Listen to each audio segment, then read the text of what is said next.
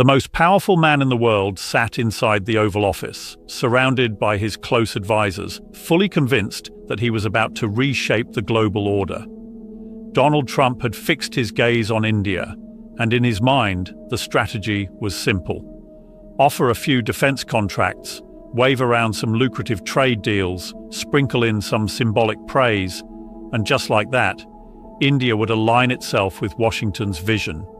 It had worked with so many allies before, so why not here? But what unfolded next would ripple through power corridors from Washington to Beijing. You see, Trump wasn't only focused on China as America's main adversary. India, too, was part of his calculations. His approach, however, was steeped in old-school diplomacy, the kind where America dictated terms and developing nations nodded along. He imagined India as a junior partner, a grateful beneficiary of American largesse, ready to move to Washington's tune at will. The flaw in his plan was his assumption. He thought he was dealing with the same India that for decades had sought validation, cautiously balancing superpowers and avoiding offense. Instead, what stood before him was a nation that had quietly transformed without the world paying close attention. Enter Dr. S.K. Shankar, not the typical diplomat who cloaked everything in endless jargon, but someone who radiated calm, calculation, and an unsettling indifference to theatrics. When the Trump administration turned up the pressure, expecting panic and concessions, Shankar responded in a way no one anticipated. He listened carefully, absorbed the intent, and answered with surgical clarity. The campaign began predictably enough. Washington stripped India of its GSP benefits, those special trade privileges that developing economies valued immensely. They threatened tariff hikes. They tried to corner India on its oil ties with Iran, dangling sanctions and waivers as though they were gifts. The Pentagon grew restless about India's defense links with Russia, especially the S-400 missile deal that had American strategists wringing their hands. Each move sent the same message: fall in line or pay the price. Choose America's world order or risk isolation. This was the same playbook that had worked with countless allies before. Pressure until submission. But this time, the script did not play out as expected. Instead of urgent phone calls pleading for relief, instead of frantic diplomats rushing to Washington, instead of concessions meant to appease, there was silence. But it was not the silence of surrender. It was the silence of a chess player studying the board while his rivals celebrated prematurely. And then came the turning point. At a press briefing barely noticed by the mainstream press, Shankar was asked about India's response to the mounting pressure. His reply stunned the diplomatic world. Just one word, a word dissected in think tanks, debated in intelligence circles, and quoted endlessly in the years that followed. Reciprocity, 4 syllables that to casual ears sounded ordinary, but to policymakers across the globe, it thundered. Because reciprocity was not just vocabulary, it was a declaration. It meant the days of one-sided arrangements were finished. It signaled that India would no longer play the role of compliant recipient. If tariffs were raised on Indian goods, India would respond in kind. If American authorities banned Indian technology firms, India would mirror the action. If Washington attempted to dictate New Delhi's foreign policy, India would remind them firmly of its sovereignty. For Trump, who thrived on dictating terms, this quiet defiance was startling. The idea of reciprocity sent tremors through diplomatic establishments worldwide. Because if India, long viewed as cautious and deferential, could withstand American pressure without crumbling, what did that mean for global power dynamics? Shankar was far from finished. When Washington insisted that India completely halt oil imports from Iran, confident that sanctions would compel compliance, India's reply was firm but measured. Decisions would be made in India's national interest, not under duress. When Trump suggested mediating on Kashmir, hoping to insert America into South Asia's most sensitive territorial issue, India's response was immediate and unambiguous. No third-party role, period. Each response carried the same pattern: calm, clear, firm assertions of sovereignty. No drama, no hostility, no closing of doors. Just precision. It was like watching diplomatic aikido, redirecting pressure back to its source without confrontation. What this revealed was the weakness in Trump's grand strategy. Washington had assumed India's hunger for approval would outweigh its desire for autonomy. They expected India to trade sovereignty for access to American favor. Instead, they faced a country that had spent decades building its own strength and influence. India wasn't seeking alignment, it was seeking respect, and respect implied equality, not subordination. Consider defense relations. Trump relished selling American weaponry, jets, tanks, advanced systems, and yes, India purchased some. For US defense contractors, it was great business. But then Shankar turned the narrative. India would only buy what fit its strategic needs. At the same time, India was developing its own defense industries. Suddenly, the prospect of India as a perpetual customer crumbled. India was on a path to become not just a buyer, but a competitor.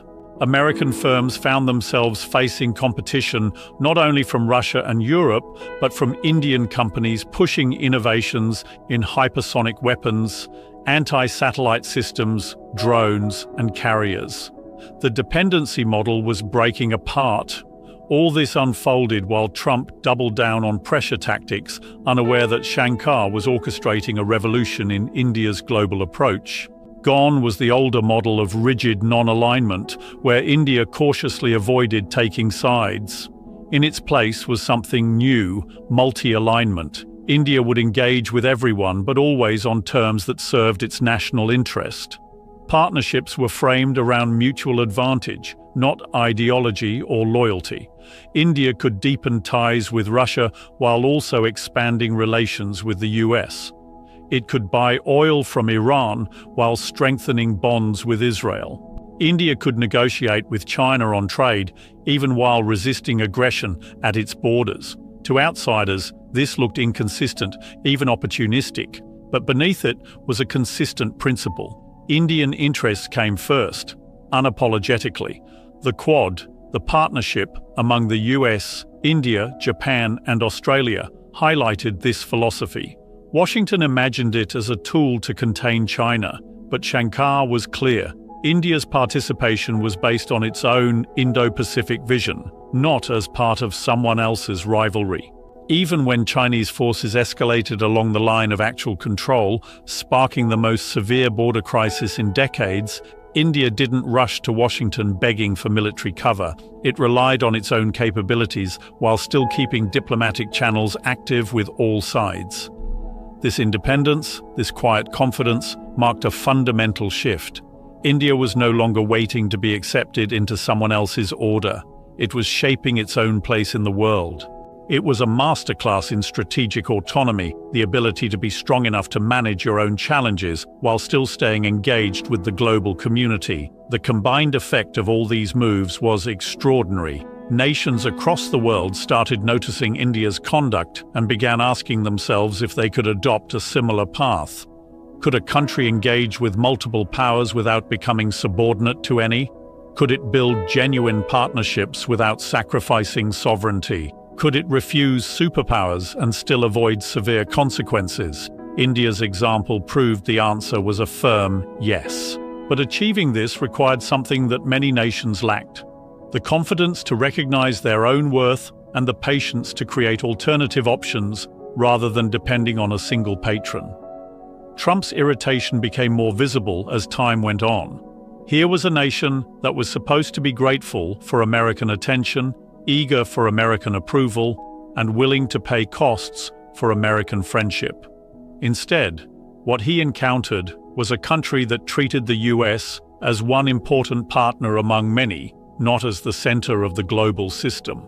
The psychological impact of this shift cannot be overstated. For decades, American foreign policy operated on the assumption that every country secretly wanted to move closer to the United States, that American recognition was the ultimate currency of legitimacy in international relations. Other states might resist Washington's pressure temporarily, but eventually they would align. India shattered this assumption, not through rebellion or open defiance, but simply by forging its own independent path and adhering to it despite external pressure.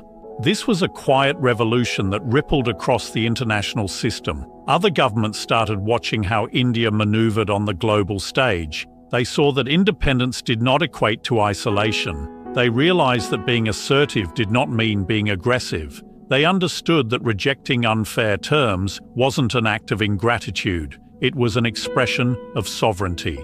India's model soon became a case study in how middle powers could navigate competition between great powers without turning into pawns on someone else's chessboard.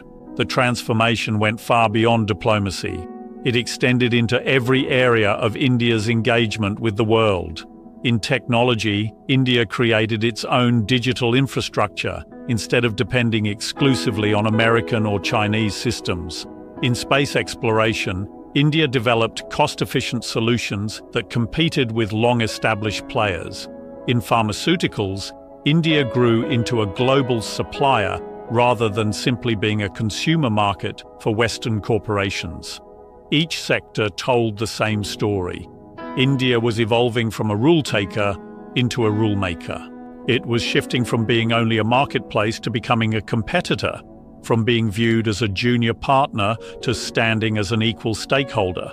And at the center of this transformation was Jaishankar, the strategist and spokesperson for this evolution. His approach was revolutionary precisely because it didn't appear confrontational. There were no fiery speeches, no flag burnings, no harsh rhetoric, only a calm, steady assertion of India's right to make its own choices based solely on its interests. It was diplomacy practiced like martial arts, using the force of pressure against the aggressor, achieving victory through balance rather than outright confrontation. The long-term consequences of this change are still unfolding. Trump's exit from office did not alter the fundamental reality that Carr had helped solidify. Subsequent US administrations found themselves facing the same truth. India would never accept the role of junior partner, regardless of who was in the White House or what incentives were offered. The influence of India's stance, however, went beyond Washington. Other countries began rethinking their own policies. The old binary choices, East versus West, alignment versus neutrality, dependence versus isolation, were giving way to more nuanced strategies that prioritized national interests over ideological allegiance. This might be Carr's greatest achievement. He didn't just reposition India in the global order. He reshaped how the world itself thought about power, partnership, and sovereignty. He demonstrated that in a deeply interconnected world, the most intelligent strategy wasn't to pick sides, but to build bridges that served one's own interests, while keeping enough flexibility to adapt to changing circumstances. The single word that had set this in motion, reciprocity, evolved into more than a diplomatic term. It became a philosophy of global engagement that placed mutual respect at the core of every relationship. It underscored the truth that genuine partnership demands equality. It emphasized that sustainable alliances must provide benefits for all sides, and that the strongest foundations for cooperation are based on shared interests, not historical dependency. When future historians analyze this era, they will mark it as a turning point, the period when the post-World War II structure of American dominance began giving way to a more multipolar, complex order.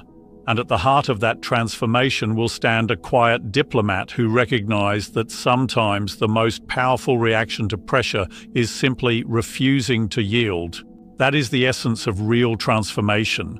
It does not announce itself with noise or drama. It introduces a new reality, one so steady and undeniable that others are forced to adjust. And in the story of India's rise under Carr's guidance, that reality is of a world where sovereignty cannot be bargained away, where dignity is not for sale, and where genuine partnerships are grounded in respect rather than inequality.